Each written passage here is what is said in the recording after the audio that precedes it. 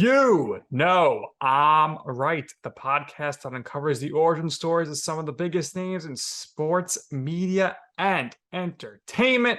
Nick Durst here, along with Joe Calabrese. And Joe, very excited for our guest today. Of course, you love it when we have multiple Joes on the show to outnumber me. So that's your favorite thing. But you're also a big fan of our guest as well. Tell everybody who we have with us. Yeah, we're becoming one of the podcasts now for go-to former Big Brother house guests. So as two super fans, we're very happy. Been fortunate to get a couple on with us, and now we could add another one. And you're right, we're going to outnumber you. So Joseph Abdin, I'm Joseph Calabrese. That's Nick Durst. Welcome to the show. How you doing? Thank you guys so much. I'm doing great. I'm in some great company. Nick, Joseph, thank you both for having me. So Joseph, it looks beautiful behind you. If anyone's watching this right now, very scenic. Definitely seems like the West Coast for sure. So I'm sure you're enjoying that beautiful weather. But where did you Of grow course. up and what were your childhood interests like? Yes, so I grew up in South Florida in Palm Beach County. My interests growing up were primarily just hanging out with my siblings. Like we didn't play much sports or get involved with much activities. When I had a chance, I was always working in the family business. Like from a young age, my dad always raised me with nothing is given, it's earned. So the second, I was able to start working and making my own money, I started doing so. And I lived in Palm Beach County my whole life, born and raised, until I moved to Miami for my undergraduate and then Tallahassee for law school. Yeah, so we're going to get there. You made a pit stop first. First, you attended Florida International for Business Administration, and then you went to law school at Florida State. Go Seminoles. Yes. Oh, Yes. so what was the process like behind that decision? And you wanted to be a lawyer? Yes, most definitely. So, from a very young age, I wanted to either pursue, and in my background and culture, usually you're given two choices: a lawyer or a doctor. And I loved helping people. So, and my passion in personal training and fitness kind of started to lead me to the medical profession. And I ultimately, just ended up picking up my father's dream where he started law school in Lebanon, and due to the conflicts in the Middle East came to America in search of a better life for himself and then started a family here. And I ultimately adopt that dream and make it my own, to pursue a legal education and become an attorney.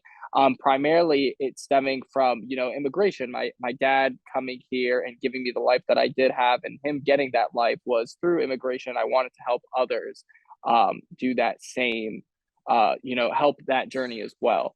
So that's where it arises, my pursuit for my legal career. And I start off in Florida International. I had to go to community college coming out of high school. I had very poor grades, almost didn't pass. I faced a lot of difficulties in my high school years, especially in the early years. Didn't really fit in too often until I start working out, getting more accustomed. I came out of private school, so definitely a hiccup getting in to the public school arena.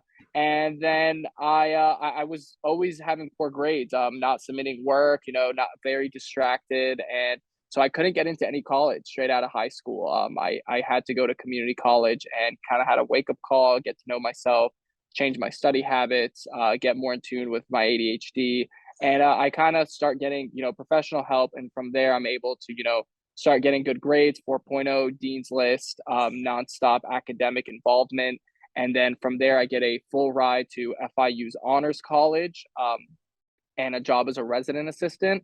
So my housing is free, my tuition is paid for. I'm actually getting paid to go to the Honors College. So that's how I end up in FIU. I double major and graduate early. I joined the powerlifting team, pull a Florida pause bench teenage record, and then start studying for the LSAT again.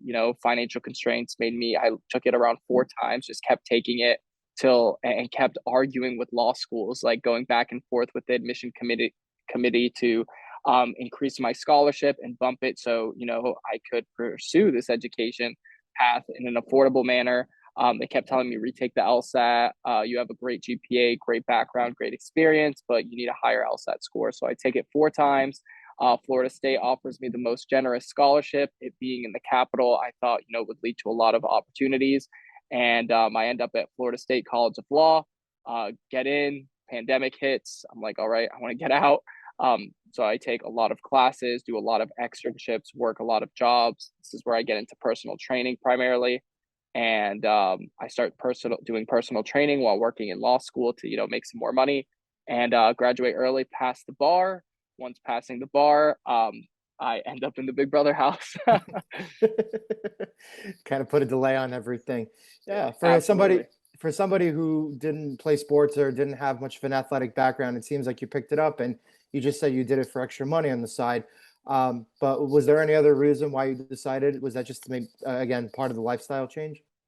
There's actually a plethora of reasons. One, being my mother. My mother's a huge reason I have such a drive for fitness, both physical and mental.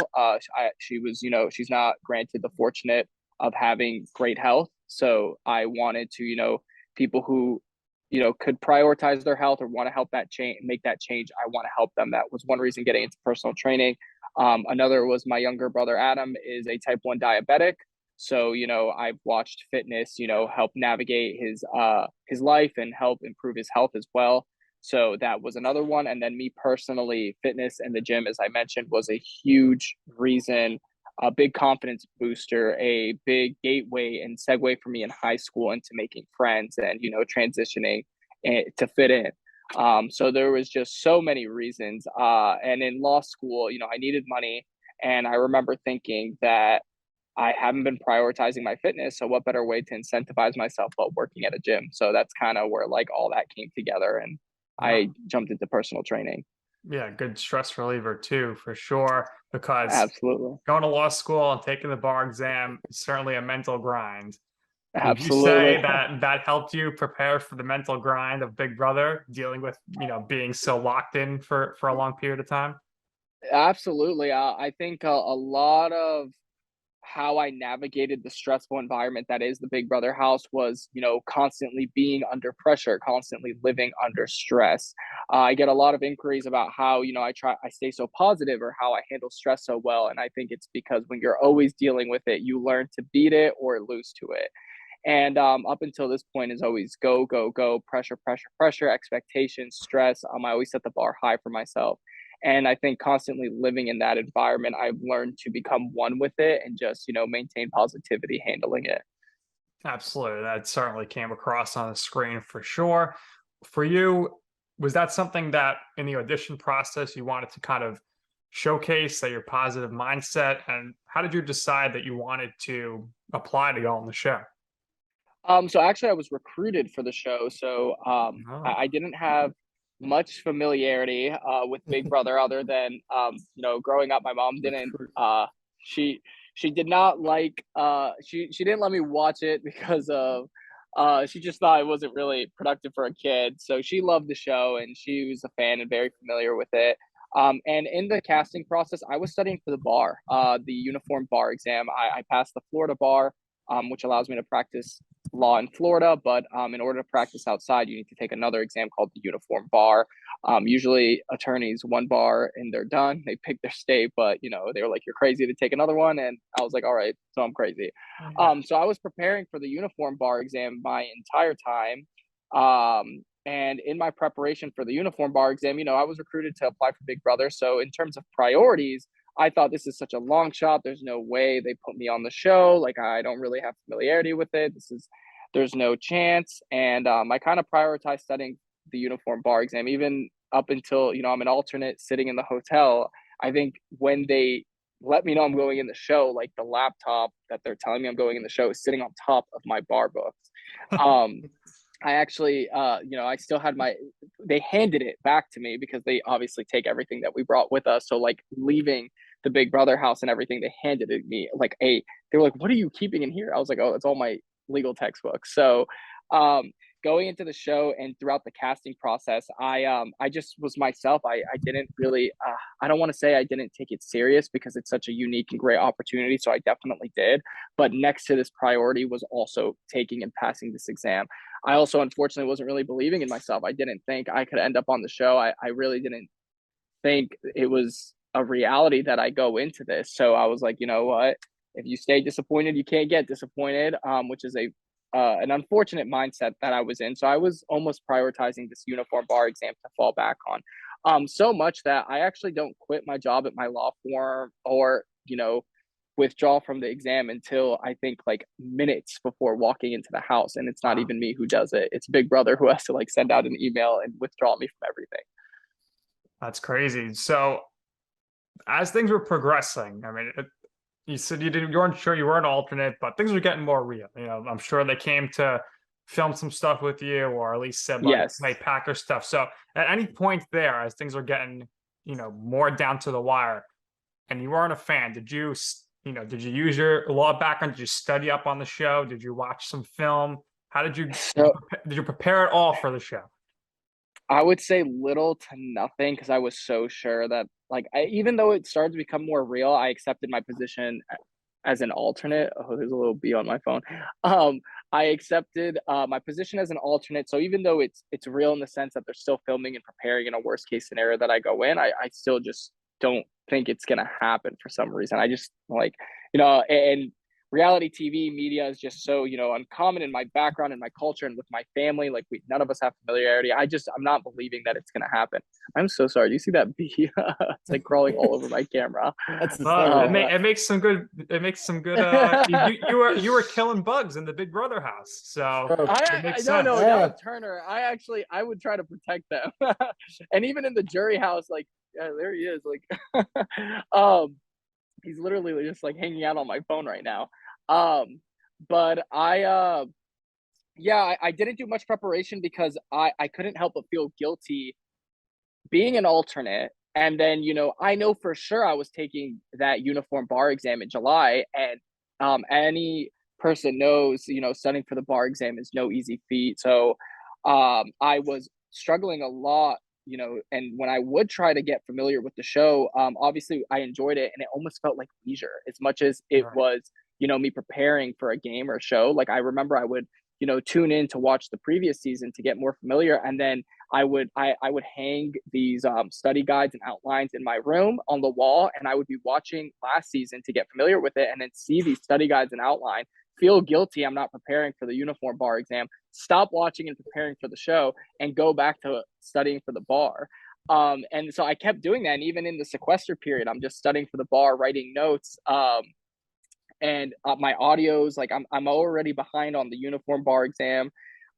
So I really was prioritizing that. So getting in there, even in my interviews, I would have to watch like quick YouTube summaries to just get a little bit more, familiar before I would talk to the executive producers. And it was definitely a difficult feat because I wanted to make sure that I gave the uniform bar enough time, and anyone knows studying for the bar, there's not enough hours in the day. A recruit semi going in the dark. When contestants find out that they're going on the show, there's a very small window period of time, right? Very frantic period of time.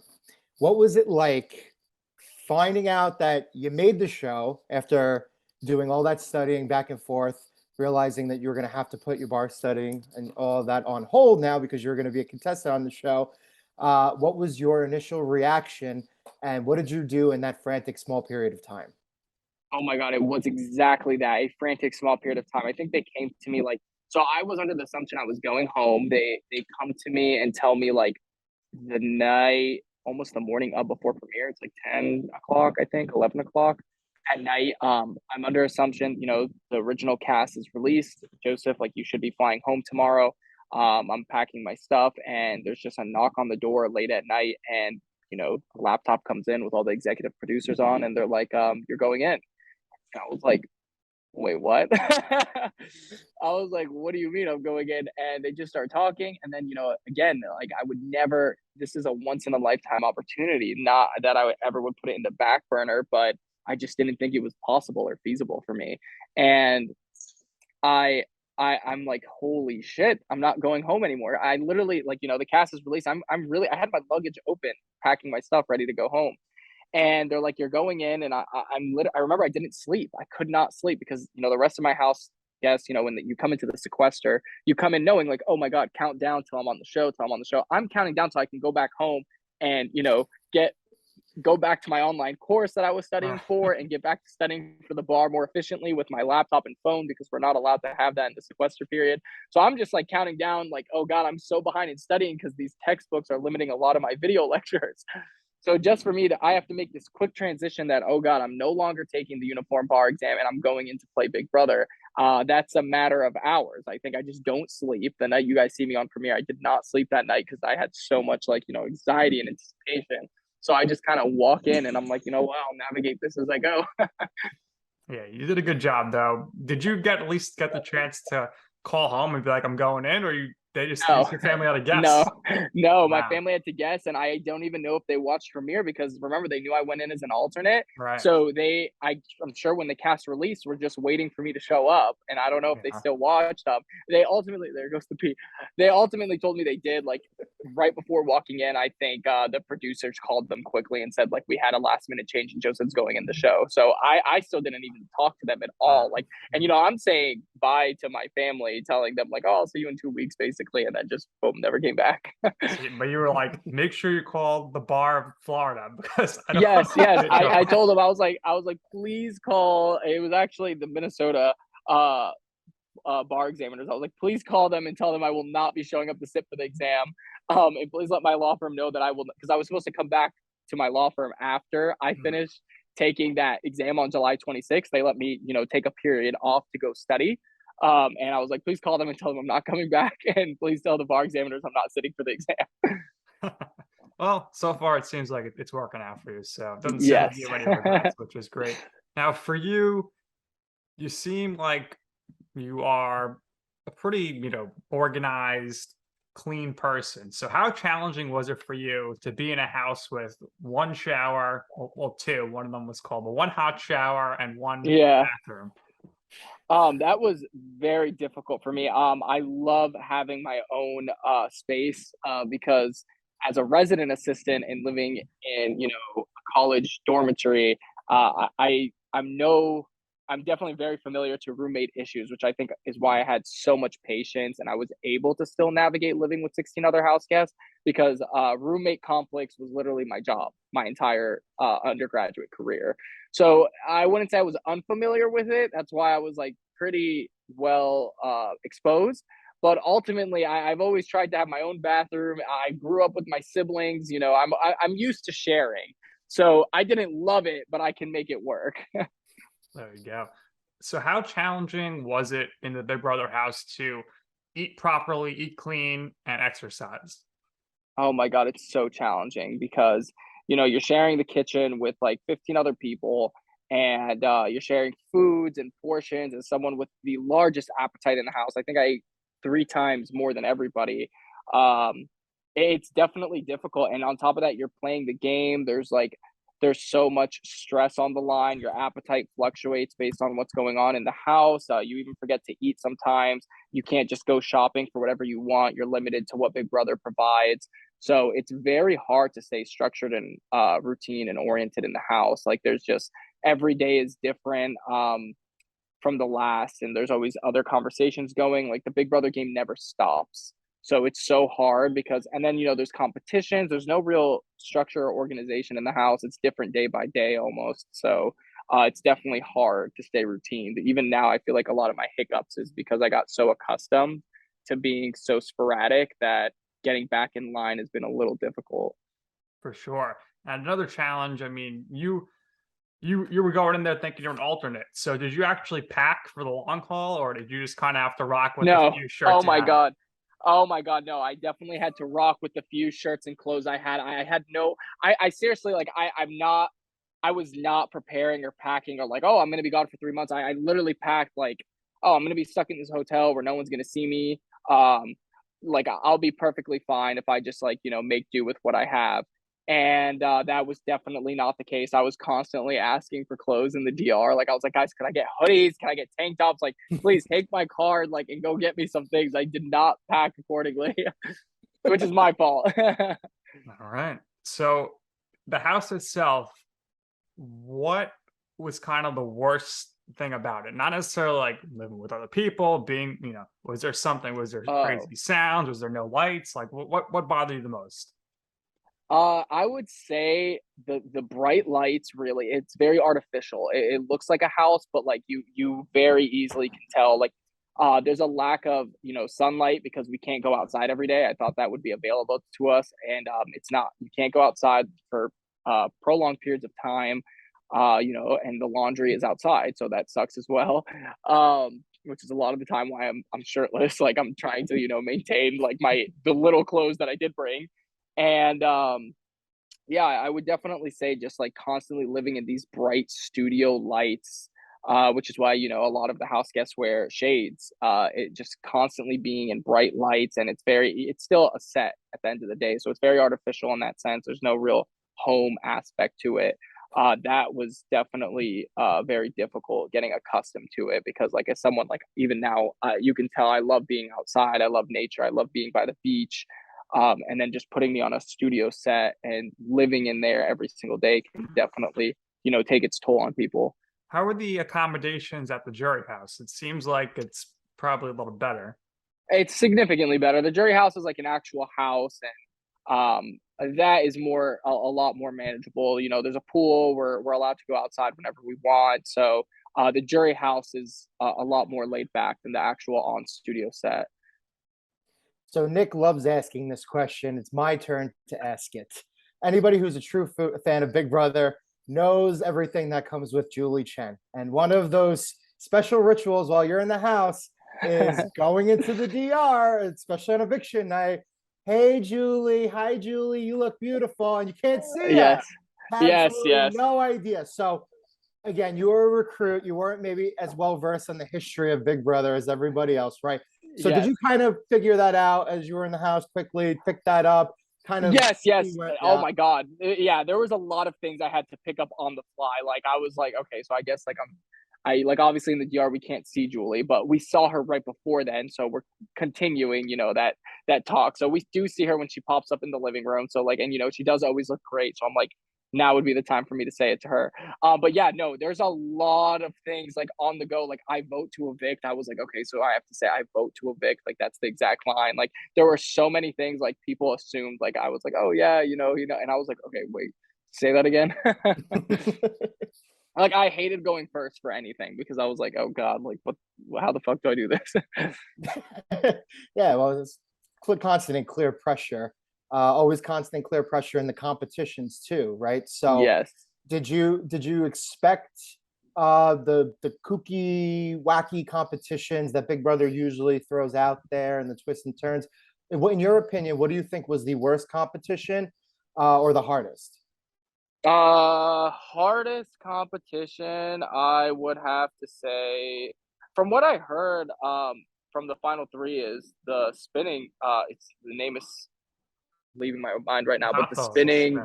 the spinning hot dogs apparently was significantly harder than it looked.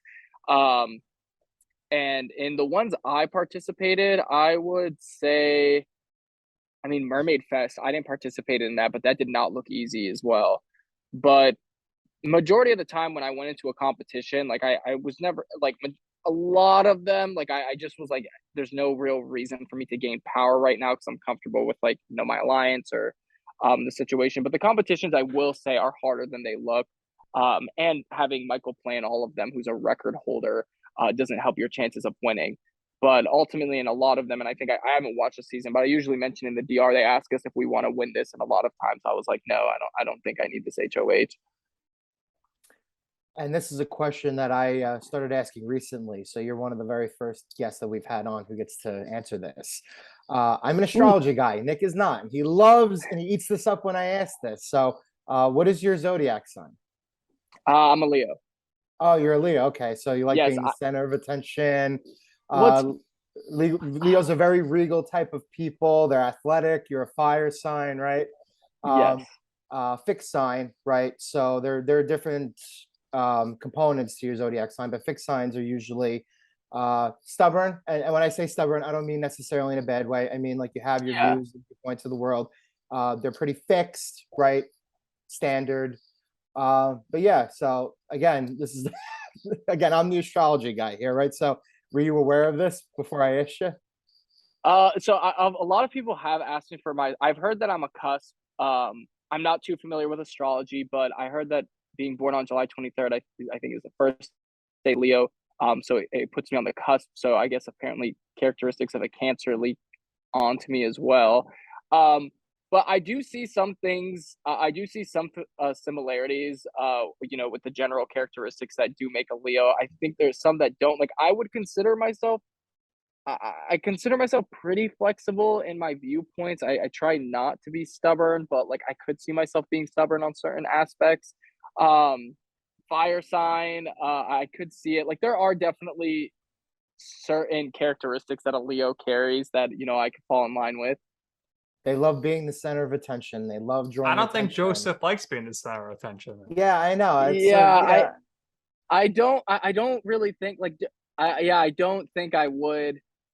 I don't really care for it, to be honest. Like don't get me wrong, I love, giving out positive influence, and like, if the attention is on me, it's not that I mind it, but do I crave it, or like if I enter a room I want everyone to be on me? No, I do love to make people laugh and joke, but I can honestly care less if I'm the center of it. Uh, how has the adjustment to the real world been, as far as now you have to be making TikToks and stuff, and all that Yeah. stuff, and also what do you remember before you went in, as far as how many followers you had on your social platforms to what you have now, and give us the story about the first time you were recognized by a fan outside the house. Oh my God. So that is a lot. I think I went in with like 2 or 3 thousand followers on Instagram. I am not very social media savvy. Obviously from the show, they nicknamed me Joseph 25 because that's where like the leftovers form on my birthday and everything. Now they call me Joseph 75 because obviously, as you know, now I have to be a lot more competent in technology than I normally was. I would post my story and go, or post a picture of my dog and move, a picture of me at the gym. But now it's like, there's reels, there's TikToks, there's like a content creator, which is a whole new arena for me, which I love because I love new navigating it. I love that what is me putting out content? It's just me being myself. But like, there's so many hiccups to it as I navigate it and figure it out. I walked in the house, I think with like 2 or 3 thousand Instagram followers. I think now I'm like in 100 something. Like I should keep better track of it, but I honestly I don't. I should. They tell me like, oh, you're supposed to watch your engagement, keep it up, whatever. But I'm still figuring it out. And I don't want. I love. I guess it's a good indicator of like how you're doing and everything. But I'm not. I love it and I appreciate it, but it's not my primary reason. So I don't really keep too up to date with it. But Yeah. I do just love pushing out content. Like if I'm like, oh, this would make a cute picture, I just take it, post it, leave. I don't follow up with like, did it do good? Did it do bad? Apparently that's not good if I want to be, a content creator. So I need to change that. But Taylor and I initially out of the house, I think we went to Disney, and the Uber drivers even recognized us before we even stepped out of the Uber. Like we opened the door, the worker was like, "Oh my God, it's Joseph and Taylor." So that is completely new to me. Obviously, Taylor with her pageantry background, she was like, when I won Miss Michigan, she was like, people would recognize me when I had the stash on, like meet and greets, that sort of thing. For me, this whole world is entirely new. Navigating it, that's why I love interacting with the people. People always apologize. Like I was just at CVS yesterday, and I wasn't really, I had my headphones in, so I wasn't really listening, but I was just browsing, and a guy comes up to me and whispers in my ear, and he's like, "They did you so dirty." And I didn't really hear him, and I didn't really get it out of context because I'm just living in my everyday life. And I was like, who did me dirty? Like, I was like, what happened? I was like, did Yeah. someone like play a prank on me or something? And he was like, oh no, I guess he saw like confusion in my face, and he was like, you're Joseph from Big Brother, right? I was like, oh yeah. And then we start talking and chopping it up, like, and they always apologize for bothering me, but it never bothers me. Like I love it. I think it's so interesting. I appreciate it. I love the interaction. But I would say Disney was the first time like we really stepped out of our space, and it was like I would say every 5 to 10 minutes we were probably talking or conversating with someone. So it was like I think it's amazing. Have any reality stars that you didn't know previously reached out to you after the show? Yeah, we for podcasts and interviews, like we just finished with Caitlin Bristow. She's amazing. I love her, and she has a very cute dog. And I, mainly BB alumni. Obviously now that we're alums, like we've been talking and hanging out with them entirely, and that that is, and there's been like, you know, some singers or other, you know, influencers or fitness icons that will, you know, here and there maybe shoot a message or say I love you on the show, which I think is so heartwarming and I appreciate it. So do you think more reality TV could be in your future? Or was what's next for you just using your follower bumping now that little extra notoriety that you have and familiarity to kind of further pursue being a lawyer? I think a little bit of both. I would love to do more reality TV. If I said no to Big Brother, I wouldn't be in the position I am. So you never know who you meet. You know, I would have never met Taylor. I would have never been in these shoes talking to you guys if I said no. So if CBS has any other ideas, obviously I'm under contract with them for the next 2 years. So I would love to, you know, Amazing Race, Survivor, Challenge. They have some great shows I would love to be a part of. And still, you know, I would love to push out more content. Like with reality TV, there's a storyline in a game that you're usually playing versus, you know, with my social media and my content, I can just, you know, tailor it to things I want to talk about, things I want to do. So I see the benefit in both, and I hope to utilize them both accordingly. And with my legal career, I'm still balancing what type of law and how I'm going to organize it. Obviously, you know, for me, it still feels relatively recently because the last 3-4 months in the house and with the sequester period, like was like a blur. Yeah, for sure. So my legal career is still up and coming, and I plan to keep it, you know, up and coming and seeing how I navigate it and blending the two worlds I live in. So before the showmance with Taylor, there was the bromance with Pooch. So did he bother you, cuddling you? So honestly, you know, I'm very comfortable with my sexuality as, you know, a straight man. I didn't really care. At times, like, you know, I do like my personal space. So like he's a very touchy, and he would say I'm craving touch, I'm craving feeling. He would always joke, and I would beg to the cameras. I'm like, someone please, anybody, just give this man, help him fulfill his There's no cravings. way. Yeah, no way. Time out. I'm here to set the record straight. Oh my God. Listen. Oh my God, set the record straight. I'm setting it straight. Joseph's the touchy one. He's the submissive one. Unfortunately, just what it is. You know, oh my God. Set it straight. Which we literally had this fight. We literally both argued. I was like, I'm not submissive. You're like, well, I'm not submissive. So like, we were like, okay, so this bromance dies here. Like, that's actually my favorite clip though, when they got this, because that's shit you think they would never get, and I'm not submissive. I cannot believe they aired that. I cannot that, and when me and you were, I don't recall, but did they air us like trying to figure out how to work the washer? No, but they asked me about it. They asked me. Did they ask you in the DR? Yes, that's why I thought they were gonna air it. But I was like, you guys didn't air that, but you aired him squeezing my chest.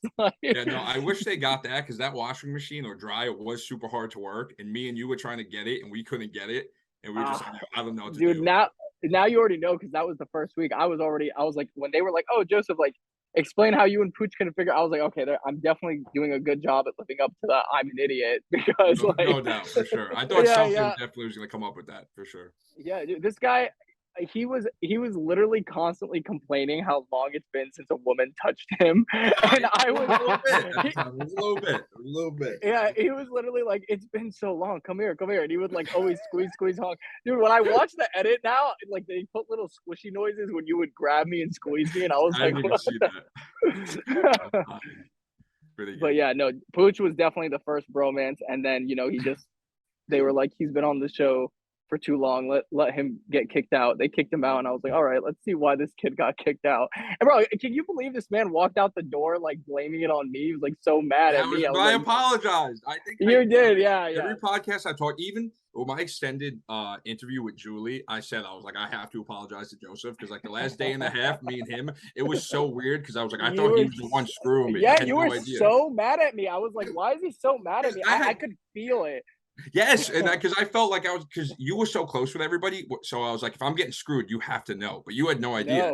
No idea, dude. I literally was completely in the dark for everything in like those first 2 weeks. Like, you know, we were just clowning around the whole time, like literally just like what you guys see, all the joking and just like avoiding everything. Like I literally just, and Pooch can attest to this, I was like out of the know for a lot of things. Like people were like, Joseph's not playing the game. That a lot had to do with, you know, my unfamiliarity with Big Brother, and then me just actually trying to get to know these people, because I wanted to know everyone on a personal level before working with them. Because like, for example, I figured out very quickly, Pooch can't fucking whisper. So I was like, I definitely don't see long term with this guy. Pooch is from Staten Island like us, so that's why they know that you smart. guys get it. You guys get it. So Joseph, we got Joseph. I'm out Joe here. It's a 3-on-1 attack of the Joe stable here. But to our guest, Joseph, I mean, how shocked are you to see Pooch popping up on your interview? I don't even know who this guy is. I forgot. Were you on No Big Brother doubt, Mr. something? LA. Look at him. Look at the background compared to my background. I wish I was freaking there. I gotta go back. So Pooch, I heard Did you you got your guys- phone stolen I recently. was just about to say, you got a new phone? Yeah, I got a new phone. Got a new phone. LA, had a good time in LA, but a little bit too good of a time, Lost the phone as too, so we're good. Back up. You know what's funny, guys? I was the one looking for him because everyone was just like, oh, we lost, like Pooch is just gone. And again, like I was like, well, guys, I know, like, do you not remember there were 16 of us who walked in the house? We're missing one of them. Which one was it? And it was you. But do you know, I called your phone looking for you, and the person who stole it answered. I told you, right? And she was just I know, was like, which is incredible. And it wasn't even like a brand new iPhone, so it just made more of a pain for my life. But I hope they're enjoying it. I hope they're, doing whatever they're. yeah, dude, she had so much attitude, and I was like, I'm looking for a very big personality Italian man. Is he there? Can you put him on the phone? And she was like, no, and she hung up. Yeah, no, we're good. We're back up and running, so we're good, ready to go. Question for you both. Now that I got you guys here, they come calling you both back, right? A couple seasons from now, a couple years from now, and they want to do an all-star season again. Here's the catch, though. You both are a package deal, and you got to go together to do the experience again. Oh, I'm putting you both on the spot. Would you go back into the house for an all-star season together? You don't maybe not necessarily have to work together, but you come as a package deal, yes or no? If we come as a package deal, I mean, I would do it. Like, Pooch, what would you do? I would. We don't have to work together. Just yeah. So I was gonna say, do we have? It would be so tough because people would put us right together, together right away. And obviously, Joseph was a very good player, so that would hurt. Like if I went by myself, they'd be like, he's a dumbass. Like I'd be okay. But going in with Joseph, they'd be like, okay. And then they package me in with him and him being smart, a lawyer, having a really good social game. So I would probably, but it probably would hurt me, honestly, as much as I would enjoy it. Well, I would go just because Pooch might pawn himself, and that buys me a week again. Against Joseph for 3 weeks, no doubt. No, probably won't be a next time if there ever was. That one's out the window. I tried that technique, didn't work out. Never Pooch, again. Like I just watched those episodes. They were debating sending me home instead of you. Yes, and that's I told you. People were telling me, like Nicole, Daniel, Terrence. They were like, you need to go up there and talk to the girls and tell them to put up Monty or Joseph. And I was like, I'm not going to do that. I was like, I'm just not going to do it. I was like, I'd rather take my chance. Cause I was like, if I do that, I was like, that's like going to screw up the people who I want to work with anyway. So I was like, it's either I go home that way and give it a shot, or I'm going to try that. And I just felt like it wouldn't have worked anyway. It wouldn't have been good for my game if I stayed. So, but it worked out for you a little bit, I guess. There's a really funny footage of me trying to warn you that you might be going home. Like no one's telling me, obviously, as you know. Like I had no idea, but I just have a feeling that. See, that's what I thought you were like trying to tell me without telling me, and I was like, "Yo," I thought he was. I was like, "Yo, why won't he just friggin' tell me?" But you just had a feeling. Like, makes sense. Watching the game, and I was like, it would be so smart. I was like, if these people are all working together, if the girls get together, like I was like, this would be such a good move for them. And then I remember telling you. I walk away and you and Turner start laughing. Like, I love Joe, but like. Oh, I know. I don't want to think about it again. I don't want to think about it. When we previously had Pooch on our show, we had a solo episode. He was telling us, Joseph, that he was almost glad to leave because Terrence was keeping him up all night with his snoring. So do you have any stories about anybody making a lot of noise? I mean, we saw you doing your sheets and disrupting Indy, but maybe you were the disruption in the room. Oh my God, the worst roommate situation, or the funniest roommate situation to me, at least, was me and Indy when we shared a room that week. It actually became an issue. Like she's like you. I haven't watched it yet, but the DR would call us both back and forth, and I would be like we would just go back and forth, and that is just genuinely our relationship. Like that was not set up or anything. Like she and not make a good roommate combination as someone who's like an insomniac who doesn't sleep, and she was out by 9 p.m. So it was like a very bad combination. Like there's a funny video, I'm pretty sure I'm sorry, I think it's freezing. There's a funny video of me and her just going back and forth where like my sheets get wet and like I remember, oh God, if I right now like gonna start a fight with me, and me trying to put my pillowcase on, like thing was just Yeah, that was good TV. So for both of you guys, who were some of the better cooks in the house that were feeding everybody? And then who was somebody that, like, if they were cooking, you were worried they were going to start a fire? okay. Cooking, start a fire. I would say me, honestly. But I actually I didn't get any of your cooking. Yeah, I started cooking You more were a when have not, yeah, and you were a have not, and I was a have not the week after. Yeah, exactly, yeah. So the have not. Like I was like, this poor guy. You were eating Tums like as candy. oh yeah, that was my dessert, my Tums. The recommended amount is like 7 a day. I was up to like 9, I think. Yeah. 9 of those. He would eat Tums for the fun of it. Like I was like, what is this kid doing? Yeah, it was a sweet tooth. Yeah, for sure. Yeah. Absolutely. I would say I really enjoyed like Indy, Nicole's cooking. Like I enjoyed both of them. I honestly, there was no one when they made something I was like, this tastes to actually okay, yeah. Well, I'm just gonna leave like Indy and Nicole's cooking. Right. So my favorite thing about the first episode is you're showing everybody's hometown stuff, and you got Pooch. He's making chicken parm. I mean, that was his background story. So you kind of missed out on his good cooking. Oh yeah, no, actually, Pooch, I did think I tried something you made. It was left over in the fridge. I remember you actually cooked really well. I don't know I if it was cooked one day. I cooked one day on a Sunday. Did like some like fajita chicken and like stuff for mushrooms, onions. So I cooked one day before I was a have not. But yeah, like Joe said, everybody that cooked in the house was pretty good. Everybody, Taylor made some salmon that was good. I remember Nicole would cook. She made tacos, quesadillas. Indy would cook. Everybody that did try to cook did a good job. So I think the people that didn't know how to cook just stayed away, you know? Yeah. Whoever was in the kitchen, like I never recall being like, oh my God, like this is terrible. For the most part. And I mean, I made fajitas one time. I think it turned into the fajita gate. That's the day we're trying to get Taylor upstairs for the leftover cream, like begging her to come try some of the fajitas. I think it was me who made it. But yeah, ultimately the food I would say in the house is pretty good, especially like if someone else made it and saved you the time of preparing it and you're just eating. It's like it tastes. Yeah, that's for sure. A lot of people who watch the show probably think you're getting catered food, but it's not the case. You got to cook. You got to go to the diagram. You got to say, we need chicken. We need whatever. We need the vegetables, and that's how it works, right? A lot of preparation. It's truly like a roommate setting where like if you use this, someone else can't use this. If you make this, they can't make that. Like it leads to a lot of the tension in the house as well.